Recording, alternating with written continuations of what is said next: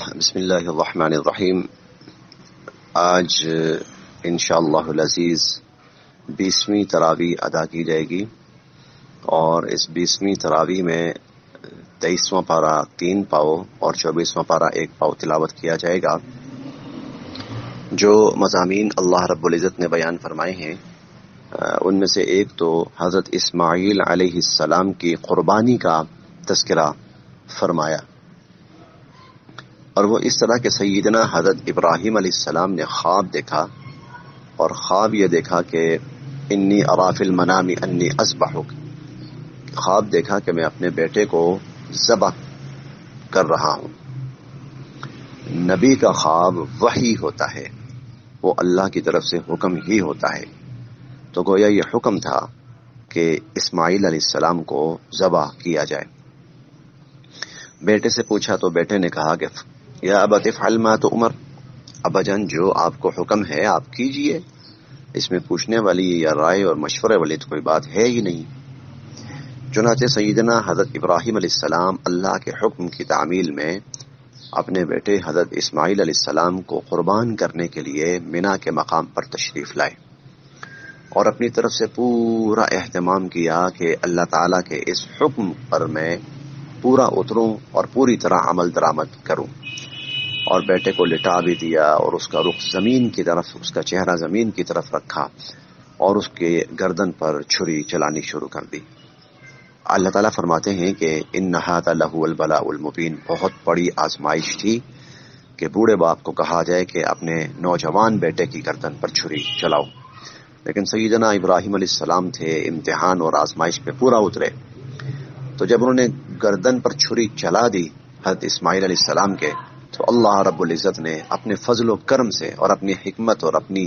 منشا کے مطابق سیدنا حضرت ابراہیم علیہ السلام کی اس قربانی کو قبول اس طرح فرمایا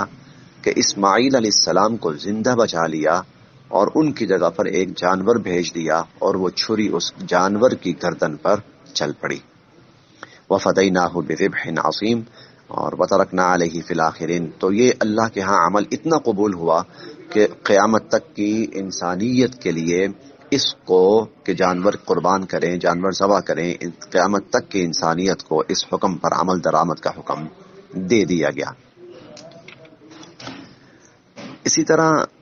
جو واقعات اور بیان ہوئے ہیں یا جو احکامات اور بیان ہوئے ہیں، ان میں سے ایک سیدنا حضرت سلیمان علیہ السلام کا واقعہ ہے، اور یہ واقعہ دراصل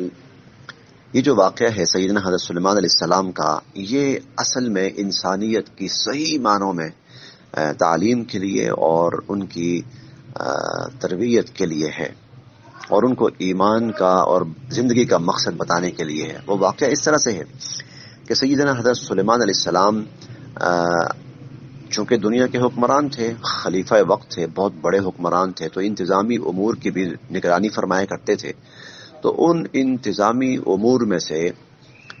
ایک امر یہ پیش آیا کہ کچھ گھوڑے لائے گئے جو جہاد کے لیے تیار کیے گئے تھے۔ حضرت سلیمان علیہ السلام ان کی دیکھ بھال کے اندر مشغول ہوئے، ان کی جانچ پرکھ کے اندر، تو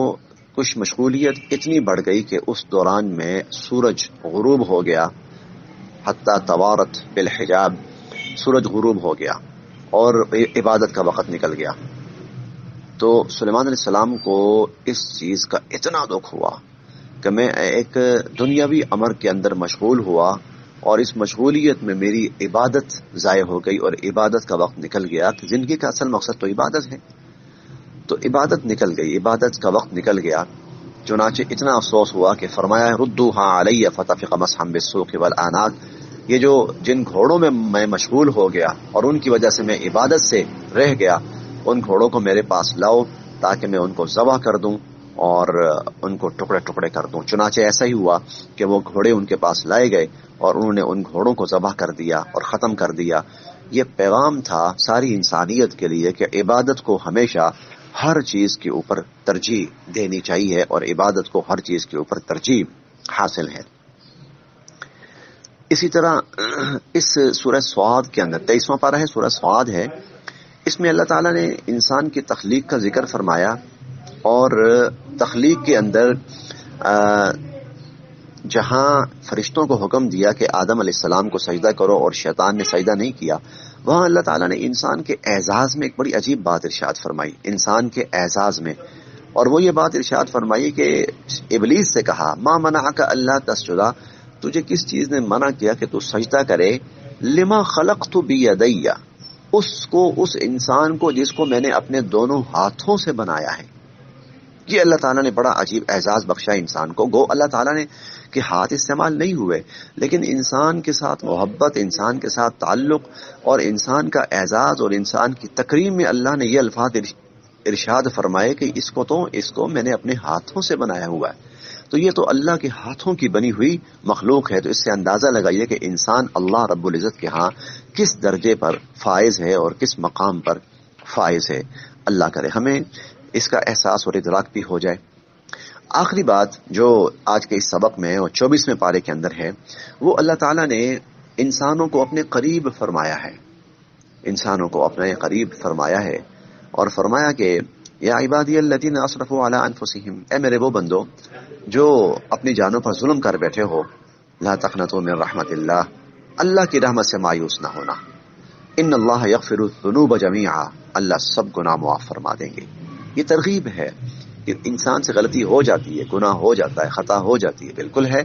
تو اگر ایسا ہو جائے تو وہ اللہ کی طرف متوجہ ہو، اللہ سے معافی مانگے۔ اللہ خود کہہ رہے ہیں کہ دور نہ جاؤ، میرے پاس آؤ، مایوس نہ ہو بلکہ پر امید ہو، آؤ معافی مانگو، انہ هو الغفور الرحیم، کیونکہ اللہ پاک تو ہیں ہی بخشنے والے، رحم فرمانے والے۔ اللہ تعالی ہم سب